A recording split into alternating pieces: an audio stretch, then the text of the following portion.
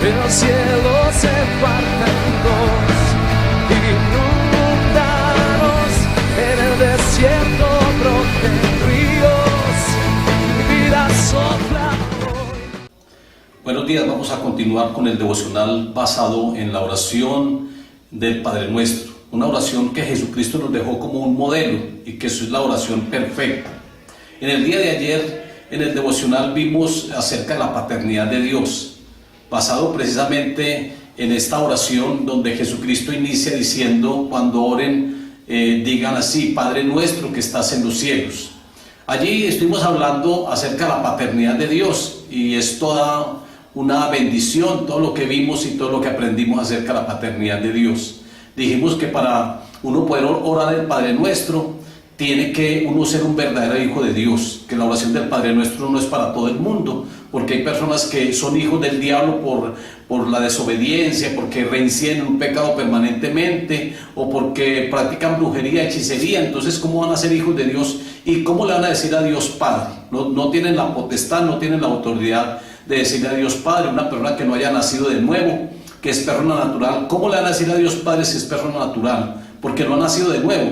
Recuerden que para uno llegar a esa posición de hijos y que el Señor se convierta y que el Señor sea nuestro Padre verdadero, es a través de Cristo Jesús. Dice Juan capítulo 1:12 que todo aquel que lo recibe y el que cree en su nombre le da la potestad, le da la autoridad de ser hecho hijo de Dios. Entonces, es decir, que nosotros hacemos parte de la familia de Dios, somos hijos de Dios a través de Cristo Jesús. Es muy importante. Hoy en este otro devocional vamos a ver acerca de las tres importancias de los tres niveles, los tres primeros niveles que hacen referencia a la gloria de Dios. Vamos a leer acá en el versículo 2 de Lucas capítulo 11. Recuerden que allí es donde el Señor enseña a los discípulos a través de la oración perfecta, porque son 7 arterias. Hemos hablado acerca de esas 7 arterias que nos conectan al corazón de Dios, porque del corazón del hombre salen 7 arterias, y esas 7 arterias nos conectan al corazón de Dios. Y mirándolo en el sentido espiritual, vemos que también la oración del Padre Nuestro tiene 7 arterias. Y dice aquí en el capítulo 11 de Lucas, versículo 1, que aconteció que estaba Jesús orando en un lugar, y cuando terminó, uno de los discípulos le dijo: Señor, enséñanos a orar como también Juan enseñó a sus discípulos. Versículo 2, ahí está acerca de estos 3 arterias o estos 3 niveles que hacen referencia a la gloria de Dios. Dice: Padre nuestro que estás en los cielos. El primer nivel, la primera arteria: santificado sea tu nombre. Segunda: venga tu reino. Y tercero: hágase tu voluntad como en el cielo, así también en la tierra. 3 niveles o 3 arterias que tienen que ver con la gloria de Dios. Y vamos a mirar este primer nivel, esta primera arteria. Dice: santificado sea tu nombre. Es el primero. Santificado no quiere decir que nosotros vamos a hacer el nombre de Dios santo. Eso sería una herejía. De hecho, el nombre de Dios ya es santo. Cuando nosotros hablamos de que santificado sea tu nombre, es que nosotros mismos lo colocamos en alto a través del buen testimonio, a través de la buena palabra. Un cristiano que dé mal testimonio, las personas van a hablar muy mal de Dios, van a decir: pero ¿cuál es el Dios que tiene esta persona? El nombre de Dios no va a ser muy en alto. Recuerden que Jesucristo, uno de los propósitos que él tenía era exaltar el nombre de Dios. Cuando él hacía un milagro, dice que la gente glorificaba a Dios, porque sabían que el milagro lo había hecho Jesucristo, pero que venía de parte de Dios. Entonces glorificamos el nombre y santificamos su nombre a través de esa forma. Tremendo es cuando las personas empiezan a contar chistes que hacen referencia al nombre de Dios. Eso no es santificar el nombre de Dios. O personas que hacen por ahí, que hablan mal de Dios, no es santificar el nombre de Dios. En el Antiguo Testamento dice la palabra que el Señor, por amor a su propio nombre, Él restauraba al pueblo de Israel, tenía algún remanente por amor a su nombre. Porque muchas personas, muchos pueblos y naciones, muchas veces hablaban mal. Pero ¿cómo así que Dios los sacó para acabarlos, para destruirlos? Con que Dios los llamó para después condenarlos. Entonces eso no es santificar el nombre de Dios. Hay que santificar el nombre de Dios. Como les dije, el nombre de Dios no es que no sea santo, es santo, y de hecho Dios es santo y siempre será santo, y toda la vida ha sido santo. Por los siglos de los siglos siempre será santo. Pero entonces es en ese sentido, es que nosotros pongamos el nombre de Dios muy en alto. Eso es lo más importante. Es reconocer que a Él debemos de darle honra. Eso es santificar el nombre de Dios. Es que nosotros debemos de darle honra y no usar el nombre de Dios en vano, no usar el nombre de Dios en cosas que no tienen, que no edifican, en cosas que realmente no santifican o no exaltan al Señor. ¿Cuándo santificamos su nombre? Cuando nos acercamos a Él con reverencia. Ahí lo estamos santificando el nombre del Señor. Cuando le rendimos culto, estamos santificando el nombre del Señor. Cuando le rendimos culto a Él y cuando lo hacemos de una manera correcta y verdadera, ahí estamos santificando el nombre de Dios. Cuando su nombre no se usa en anuncios comerciales, porque es que yo he visto aún en la televisión cómo se burlan y colocan a Dios en cosas que no tienen que ver nada con Él, sino que lo colocan ahí en programas inclusive infantiles, también colocan el nombre de Dios y lo usan en anuncios comerciales, que eso no santifica el nombre del Señor. Eso lo hace, son cosas desagradables, chistes desagradables. En el contexto judío, el nombre se usa haciendo referencia a la persona misma. Cuando alguien mencionaba el nombre, se refería a la misma persona. De hecho, cuando nosotros oramos en el nombre de Jesucristo, nosotros estamos haciendo referencia a la persona. Es decir, cuando nosotros mencionamos y decimos que en el nombre de Jesucristo sea sano una persona, por ejemplo, que esté enferma, y que nosotros oremos por él en el nombre de Jesucristo, como el mismo Señor lo manda. En Marcos capítulo 16, versículo 16, Él dice que pondremos las manos sobre los enfermos y sanarán, y que en su nombre echaremos fuera demonios. Cuando mencionamos el nombre del Señor, estamos mencionando a la misma persona. Es decir, no es tanto el sustantivo, es la persona misma. Entonces, cuando nosotros tenemos el nombre de Dios, tenemos autoridad, tenemos poder, porque el nombre de Dios es poder, pero realmente es la misma persona. Y el pueblo judío entendía esto. El pueblo judío entendía que cuando se usaba un nombre, el nombre era tan importante porque se refería a la misma persona. Es decir, que conocer el nombre es conocer a la misma persona. Ahora ya es un conocer por referencia, porque hay un conocer por relación y otro conocer por referencia. Pero a mí me hablan de una persona y me dicen todo lo que tiene la persona, las virtudes y todo eso, y yo puedo conocer la persona por medio del nombre, puedo conocerla. A mí me hablan de un presidente y yo sin haberlo visto, de pronto sí por la televisión o algo, o me pueden hablar de un personaje, de un rey, el rey de España, y me pueden hablar de él, y yo sin conocerlo, yo ya sé qué tipo de persona es, porque el nombre tiene que ver mucho con la persona. Entonces la persona se conoce de una manera referencial, a través de una referencia, a través de unas virtudes o unas características o perfiles que nos hablan acerca de él. Y así lo veía el pueblo judío. Cuando el pueblo judío se hablaban del nombre de una persona, era como conocer a la misma persona. Entonces el nombre tiene que ver con la persona, no hay que profanar su nombre de ninguna manera, porque si profanamos el nombre de Dios, pues nos estamos prácticamente refiriendo a Él también, y esto el Señor eso no es agradable para Él. Como hijos suyos llevamos su nombre, y si andamos dando mal testimonio, estamos dejando su nombre burlado. Recuerde que como hijos de Él llevamos su nombre. Y Jesucristo lo habla. Me acuerdo en este momento, me llama la atención que en Apocalipsis dice que yo colocaré, dice Jesucristo, el nombre de Dios y el nombre de la santa ciudad, que es la Nueva Jerusalén, a los vencedores de una iglesia. Entonces nosotros como hijos de Dios tenemos el nombre de Dios. somos prácticamente embajadores porque tenemos el nombre de Dios y tenemos autoridad porque tenemos su nombre. Es que el nombre, eso también significa autoridad. Entonces tenemos el nombre de Dios como hijos de Él. Por lo tanto, debemos de honrarlo permanentemente. Debemos de colocar su nombre muy en alto.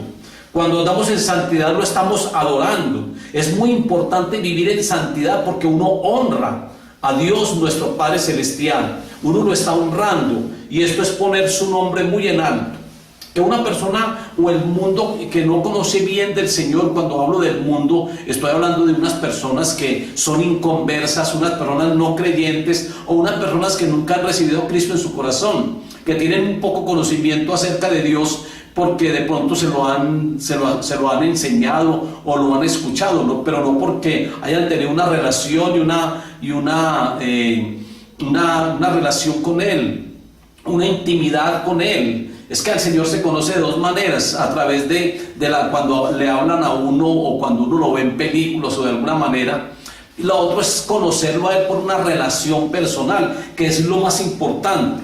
Y cuando nosotros vivimos en santidad, lo estamos adorando a Él y le estamos colocando su nombre muy en alto. Recuerden que Dios es santo y Él demanda de su pueblo santidad también. Así que hay que vivir en santidad para honrar siempre el nombre del Señor.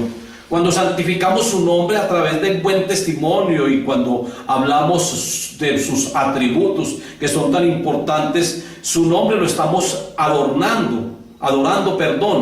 El solo hecho de reconocer su santidad me lleva a reverenciarlo y me motiva a andar en santidad. Esto es adorarlo con los hechos. Esto es adorarlo no solamente de palabra, adorarlo con nuestra vida. Cuando nosotros reconocemos su santidad y nosotros vivimos también de esa misma manera en santidad, lo estamos reverenciando a Él y lo estamos adorando con nuestros hechos.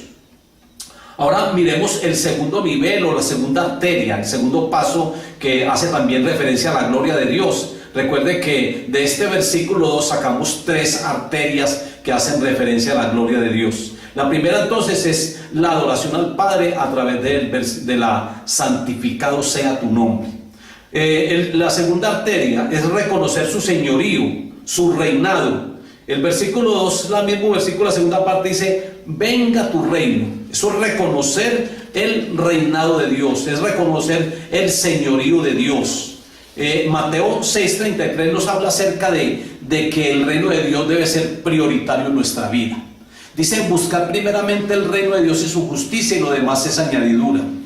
Es decir que todas las cosas físicas y materiales son añadidura, pero hay que buscar el reino de Dios como una prioridad en nuestra vida. Es decir que es una búsqueda permanente. Una persona que busque al Señor y busque su reino es una persona activa, es alguien que está trabajando y que tiene la mirada puesta en el Señor. Hay que buscar su reino primeramente, buscar decir al Señor, ¿qué es lo que tu reino demanda para mí? Y mirar cuál es el reino de Dios, el gobierno de Dios. Esa es la segunda, venga a nosotros tu reino. Eso implica una disposición para que nosotros vivamos de acuerdo al reinado de Dios. Ahora, decir venga a nosotros tu reino es pedir que su gobierno se establezca en nosotros. Recuerde que cuando hablamos del reino de Dios estamos hablando de la teocracia de Dios. Teo es Dios y cracia es gobierno. Estamos hablando de la teocracia de Dios cuando hablamos acerca del reino. Estamos hablando acerca del gobierno mismo de Dios. Dios gobernando nuestras vidas. Y yo no sé si hay personas que están dispuestas a que Dios gobierne completamente su vida, pero hay personas que de pronto viven en pecado, que son desobedientes, que no quieren que Dios gobierne sobre ellos. Entonces, ¿para qué hacer una petición de estas a través de la oración, venga a nosotros tu reino? Si no están dispuestos a dejarse gobernar por Él. Que Él sea el que presida, que Él sea el que dirija, que Él sea el presidente de nuestra vida, que sea Él. Y que no solamente sea aquella persona que está allí haciendo favores, que solamente esté dándonos bendiciones, no, que Él gobierne completamente nuestra vida. Entonces, decir venga a nosotros tu reino es decir o es pedir, gobierne sobre nosotros, establezca tu gobierno en mi vida. Y para que el Señor establezca ese gobierno en nuestra vida, necesitamos disponernos para Él. Esto significa rendirnos a Él. Es que el reino de Dios se establezca en nuestro corazón. Entonces, si quitamos al rey de nuestra vida, se llega a la anarquía. Hay personas que viven en la anarquía, que quieren gobernarse en ellos mismos. Y esto no podemos tampoco permitir. Tenemos que esperar, es que Dios gobierne sobre mí y yo no gobernar. Mire que muchas personas quieren eso, y el pueblo de Israel también vivió eso. Ellos vivieron en una monarquía porque así lo pidieron un rey como todas las naciones. El Señor renunciaron al reinado de Dios y el Señor les mandó pues a Saúl. Pero aparte de eso, por ejemplo, en el tiempo de los jueces, ellos vivían sin un juez, vivían sin un líder, vivían sin alguien que gobernara sobre ellos. Ellos vivían en una anarquía, era el pueblo mismo gobernándose en ellos mismos. Entonces, cuando hablamos acerca del gobierno de Dios, tenemos que renunciar a todo eso y tenemos que disponernos para el Señor.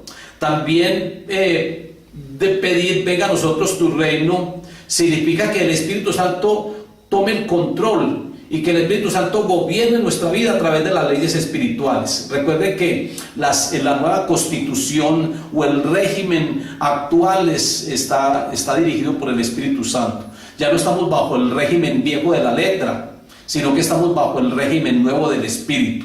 El Espíritu Santo tiene unas leyes espirituales. Hay leyes espirituales como es la ley del amor, es muy importante, que también hace parte del fruto, como la ley del perdón, como la ley de la templanza, como la ley de la paciencia. Son leyes espirituales que el Espíritu Santo coloca en las tablas de nuestro corazón. Nosotros estamos ahora bajo esa dirección, bajo ese gobierno del Espíritu Santo. Por eso decir que el Espíritu Santo gobierne mi vida también es estar sometidos a las leyes espirituales. Decir que venga a nosotros tu reino es pedir que el reino de las tinieblas sea echado fuera. Porque si el reino de Dios llega a mi vida, pues el reino de las tinieblas tiene que salir. No pueden haber dos reinos espirituales en una misma persona. O está el reino de la tiniebla, porque viven en pecado y en desobediencia y no haciendo la voluntad de Dios. O está el reino de Dios, y entonces el reino de las tinieblas no puede permanecer ahí. Entonces, decirle al Señor, venga a nosotros tu reino, es pedir que ese reino de las tinieblas salga de nuestra vida completamente, sea echado fuera. Decirle al Señor, venga a nosotros tu reino, es pedir, es orar, que cese la guerra, que llegue la paz. Mire que es que hay tanta guerra, inclusive dentro de las familias hay guerra. En la misma persona, a manera individual, también vivimos en guerra, vivimos en una batalla espiritual. Pero hablando acerca de la sociedad, hablando acerca de las naciones, hay muchas naciones que viven en guerra. De hecho, en la actualidad hay una guerra entre el gobierno, entre las autoridades y estos pueblos rebeldes, o esta gente rebelde más bien, estos grupos rebeldes que siempre quieren estar al margen de la ley porque no quieren sujetarse a la ley ni hacer la voluntad de lo que dice la Constitución, siempre van en contra. Entonces, pedir al Señor, venga a nosotros tu reino, es orar que cese la guerra y que llegue la paz y que el odio y la violencia se acaben. Eso es decir al Señor, venga a nosotros tu reino. Es pedir que el hambre termine. Eso es decirle, Señor, venga a nosotros tu reino, es decir, que el hambre termine. Cuando Dios no reina en una ciudad, en una familia o en una persona, cuando el Señor no reina en la sociedad, todo es un caos. Y es un caos inevitable, porque como no hay un reino y no hay una constitución, usted sabe que un pueblo sin una constitución, eso sería un caos completo. Entonces, si Dios no gobierna en una persona y la persona no tiene la constitución del reino organizada en su vida, todo es un caos en esa persona y en una sociedad también. Pablo dice y define el reino de Dios como el reino de Dios no consiste en comida o en bebida, sino que el reino de Dios es justicia, paz y gozo en el Espíritu Santo. Así lo define Pablo, el apóstol San Pablo. Define que el reino de Dios es gozo. Por eso no deben de haber esas amarguras, esas tristezas en el corazón de las personas por seres queridos desaparecidos. No, porque es que el reino de Dios es un reino de justicia, es un reino de paz y es un reino de gozo en el Espíritu. La aceptación del reino de Dios y el rogar por su venida a nuestras vidas no solo es el sometimiento a su señorío, sino también la sabiduría de usar los recursos que Él nos ha entregado como mayordomos o como administradores de todo lo que es de Dios. Eso también es decir, venga a nosotros tu reino. Su reino es libertador, porque es que cuando el reino de Dios se manifiesta, las tinieblas tienen que huir.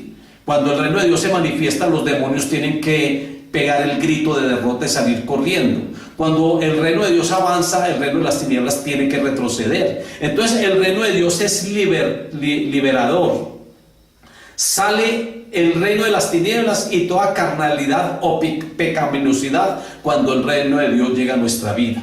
Porque somos trasladados de un reino de tinieblas, de pecado, a un reino de luz, al reino de nuestro amado Jesucristo, el Hijo unigénito del Padre Celestial. El reino de Dios trae tres fases, o se da en tres fases. Primero existe el reino de Dios, siempre ha existido desde la eternidad y hasta la eternidad.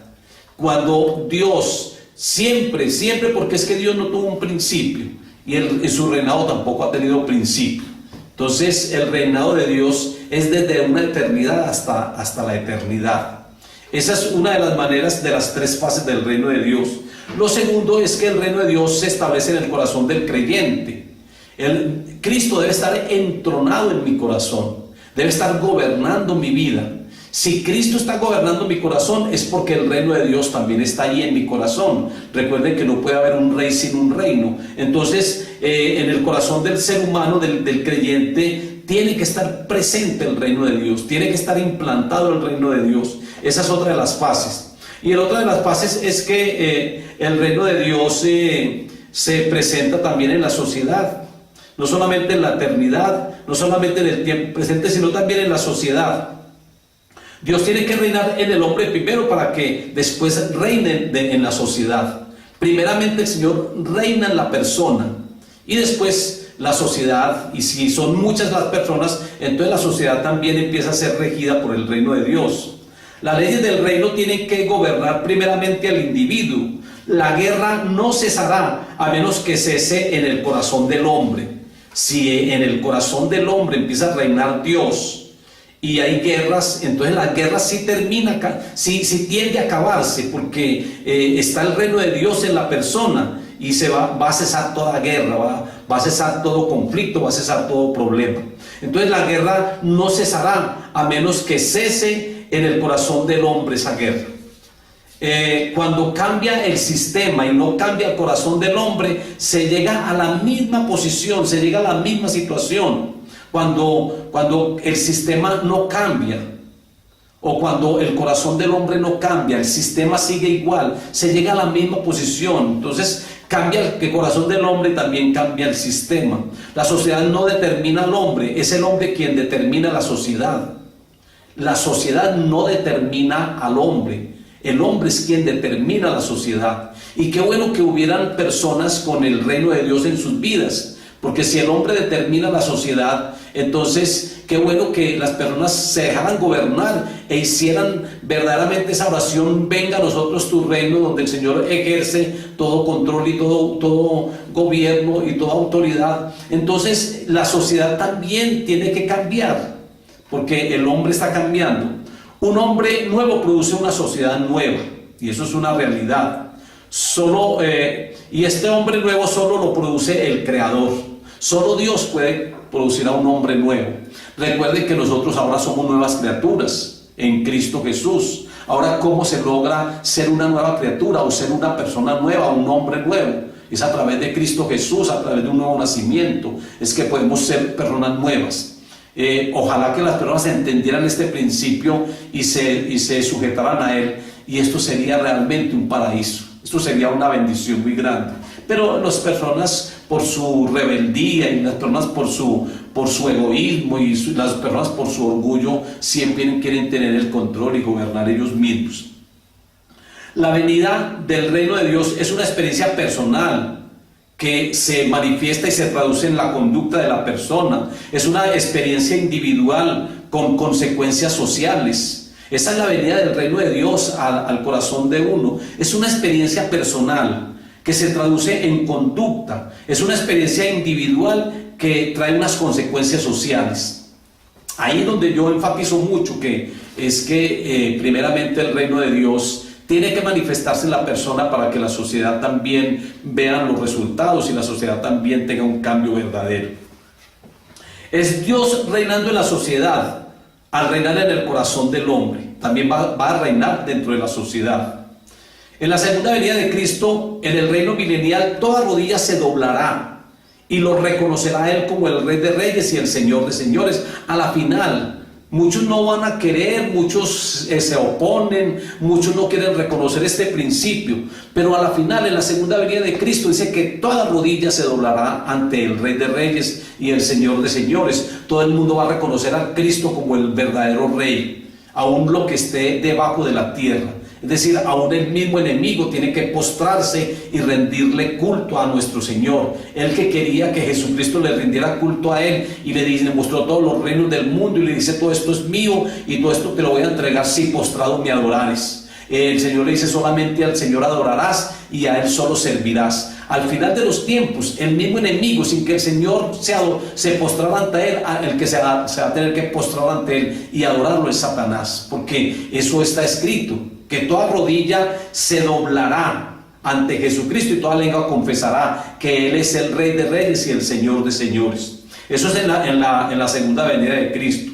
El propósito divino es que su plan de gobierno para el ser humano sea entendido. Eso es el propósito divino, es lo que Dios quiere, es el sueño de Dios, que el ser humano entienda estos principios. Pero es que las personas tienen la mente entenebrecida por su mismo egoísmo y por su misma rebeldía. Y que ese reino de Dios o ese gobierno de Dios sea aceptado y que ese reino de Dios sea extendido sobre la tierra. Eso se va a dar porque dice que Jesucristo vencerá a todos los enemigos y que Jesucristo, después de que todo se le sujete a Jesucristo, Jesucristo también se sujetará al Padre para que el Padre sea uno en todos. Entonces eso a la final se va a dar, pero el sueño de Dios realmente es ese, es que toda la tierra se deje gobernar por Él. Ojalá que eso se diera, pero es muy difícil. Empieza en el individuo, quien luego involucra a los demás. El reino de Dios empieza en uno, y cuando uno le comparte a alguien acerca de Cristo y lo recibe, y ya después el Señor se encarga de hacer el traslado de un reino al otro, porque Colosenses lo dice así, que el Señor nos traslada del reino de las tinieblas al reino de su amado Hijo Jesucristo. Ahora miremos el tercer paso, o el tercer nivel, o la tercera arteria que involucra la gloria de Dios. Es reconocer su designio, reconocer el designio de Dios. Dice en el mismo versículo 2, en la segunda parte, la tercera parte: hágase tu voluntad, como en el cielo, así también en la tierra. Hágase tu voluntad. Ese es reconocer su designio, es reconocer su autoridad. Hágase tu voluntad, como en el cielo, así también en la tierra. Esta petición no da lugar a que el hombre acomode la voluntad de Dios a su conveniencia, que es lo que muchos quieren. Muchos quieren es que Dios haga lo que ellos desean. Muchos quieren es que Dios haga la voluntad de ellos, cuando debe ser viceversa, tiene que ser al revés. Nosotros tenemos que hacer la voluntad de Dios. Pero hay personas que por su independencia y por su egoísmo, por su rebeldía, no se someten a la voluntad de Dios, sino que quieren que Dios se acomode a la voluntad de ellos. La voluntad del hombre debe estar sujeta a la voluntad de Dios y no trabajar basado en el egoísmo o en intereses creados. Es que el hombre, cuando uno no hace la voluntad de Dios, el ser humano se convierte en un ser egoísta, porque no hace la voluntad de Dios, porque tiene sus propios intereses y quiere que esos propios intereses o intereses creados quieren que estén en su vida y no quieren renunciar a muchas cosas. La voluntad de Dios no debe de acomodarse al capricho humano, no. Porque es que la voluntad de Dios, como dice la palabra en Romanos capítulo 12, es buena, agradable y perfecta. Es decir, la voluntad de Dios no contiene errores, es perfecta. En cambio, la voluntad humana es una voluntad que está llena de errores y realmente cuando una persona hace su propia voluntad, ahorita que hablamos acerca de la anarquía, del egocentrismo, del yoísmo. Cuando una persona hace su propia voluntad, esa persona está cometiendo un pecado, porque está haciendo las cosas a su manera y no a la manera de Dios. Entonces la voluntad de Dios no debe de acomodarse al capricho humano. ¿Cómo así que Dios entonces tiene que estar sujeto a uno? Nosotros somos los que necesitamos hacer su voluntad y estar sometidos a Él. No hacer la voluntad de Dios es pecado y es salirse de su control, lo cual es un acto de rebeldía. Por ejemplo, el Señor le dije, aunque Dios nos dio un libre albedrío, pero si nosotros no sabemos manejar ese libre albedrío, cometemos un pecado. Por ejemplo, Adán, el Señor le dio un mandamiento, una ley, y él no se sometió a la voluntad de Dios. Él fue rebelde porque hizo su propia voluntad, manejado por el enemigo o engañado por el enemigo, pero hace su propia voluntad y no hace la voluntad de Dios, que le dice no haga eso. Entonces eso es un acto de rebeldía, y a Dios no le agradan los rebeldes. Ya sabemos quién es el rebelde. Satanás es un rebelde desde un principio, y él quiere que los demás también sean rebeldes como él y que se rebelen al Padre Celestial. Nosotros no podemos salirnos del control, del orden de Dios. El hacer la voluntad de Dios determinará que el hombre entre o no al cielo. De hecho, el Señor lo dice en Mateo 7:21. No todo el que me dice Señor, Señor entrará en el reino de los cielos, sino el que hace la voluntad del Padre. Jesucristo nos dice que solamente los que hacen la voluntad del Padre entrarán en el reino de los cielos. Por eso en el reino de los cielos todos hacen la voluntad de Dios. Todos hacen la voluntad del Padre. Si alguno no hiciera la voluntad del Padre en los cielos, será expulsado y será lanzado por allá a ese lago de fuego y a ese tormento. Porque es que si el Señor nos dice, Padre nuestro que estás en los cielos, santificado sea tu nombre, hágase tu voluntad como en el cielo, que así también se haga en la tierra, es porque en el cielo se hace la voluntad de Dios plenamente. Entonces, no hacer la voluntad de Dios como Jesucristo lo dice, eso es no entrar en el reino de los cielos. No todo el que me dice Señor, Señor entrará en el reino de los cielos, sino el que hace la voluntad del Padre. Eso sí entrarán en el reino de los cielos. El hacer su voluntad determina sujeción a Él y muerte a mí mismo. Eso, si yo hago la voluntad de Él, eso está determinando una sujeción a Él, un sometimiento a Él, hacer la voluntad de Él, y una muerte a mí mismo, una muerte a ese yoísmo.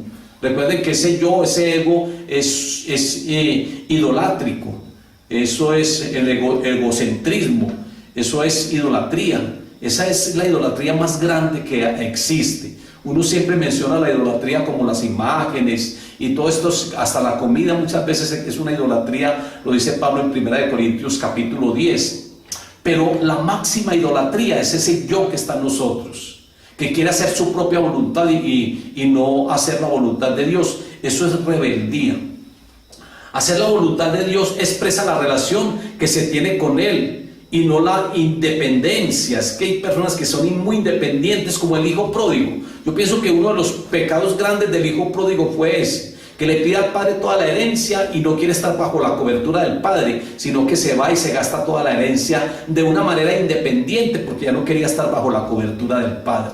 Entonces se va y se gasta toda la herencia con los amigos, pero a la final reconoce y tiene que volver donde el padre. Y el Padre en su misericordia lo restaura nuevamente. Pero eso fue un acto de independencia y de rebeldía. Padre, deme toda la herencia porque me voy. Eso es un acto de rebeldía. Entonces, y de independencia. Por eso la independencia es manifestar, es tener, hacer lo que yo quiero, es separarme de Dios, es decirle, Padre, mire Dios, yo no me voy a sujetar a sus leyes, yo no voy a hacer tu voluntad, yo no voy a obedecer a los mandamientos. Eso es independencia, y eso es lo que mucha gente hace en cuanto a la vida espiritual. Pero también recuerden que en cuanto a la parte social, también mucha gente está al margen de la ley porque no quiere cumplir, no quiere obedecer, quiere ser independientes acerca de la Constitución. Es manifestar la armonía que se vive con Él. Esta actitud hace que el Padre abra las puertas del cielo cuando uno realmente manifiesta una armonía a través de la obediencia.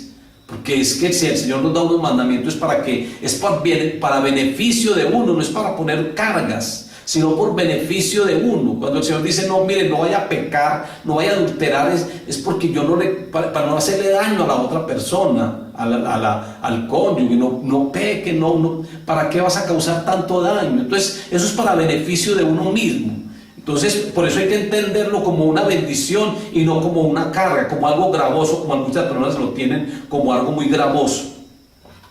Las oraciones que hagamos deben de estar basadas bajo la voluntad de Dios, porque si yo hago una oración donde no esté sometido a la voluntad de Dios, es decir, si yo digo, Señor, llévate, Señor, a esta persona porque me está causando tanto daño, pues esa oración no está sometida a la voluntad de Dios. Es que la palabra misma es la voluntad de Dios. Y esa oración está contradiciendo la palabra, ya que la palabra me dice la palabra de Dios me dice que yo debo de amar al enemigo, que yo debo de pagar bien por mal, que yo no debo tratar a una persona como pato, tonto, bobo, porque realmente lo estoy matando de una manera espiritual o moral.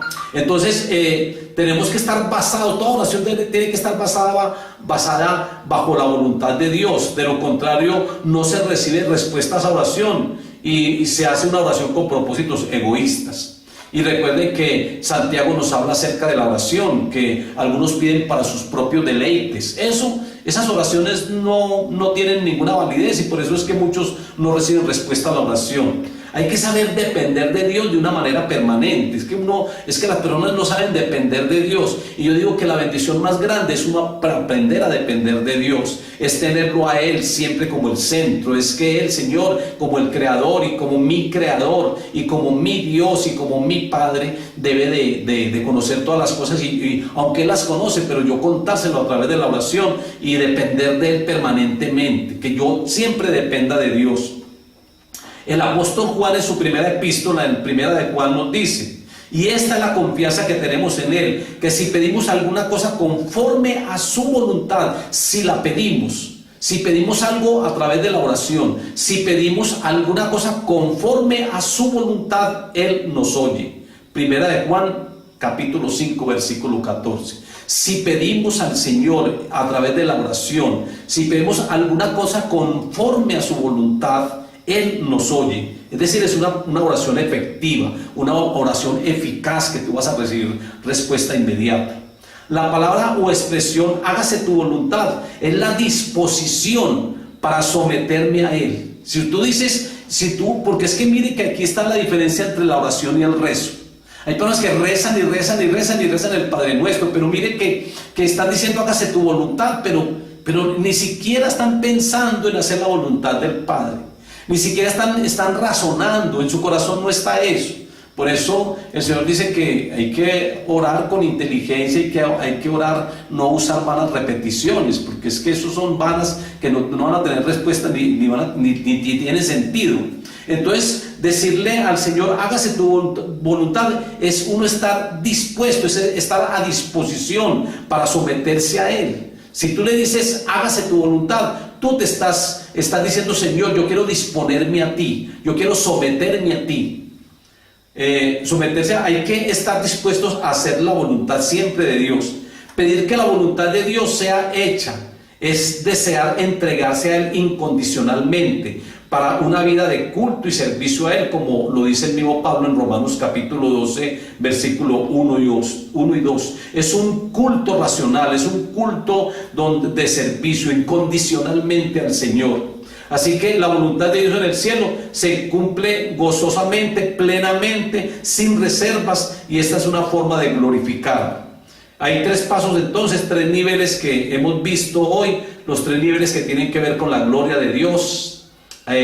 Si quieren, vamos a repetir esos tres niveles que están en el versículo 2, como les dije, de Lucas 11. Dice, santificado sea tu nombre, venga tu reino, y el tercero es, hágase tu voluntad. Mañana vamos a ver las cuatro necesidades básicas del hombre que también están basadas, o del ser humano, que están basadas también acá en el Padre Nuestro y que tienen que ver con el versículo 3 y 4. Padre, yo te doy gracias, Dios soberano y Dios bueno. Gracias te doy, Señor amado, en este día tan especial. Empezamos un día nuevo, Señor, y queremos, Padre, hacer tu voluntad. Queremos, Padre, someternos a ti. Queremos, Padre, agradarte en todo lo que hagamos. Señor, perdona toda desobediencia.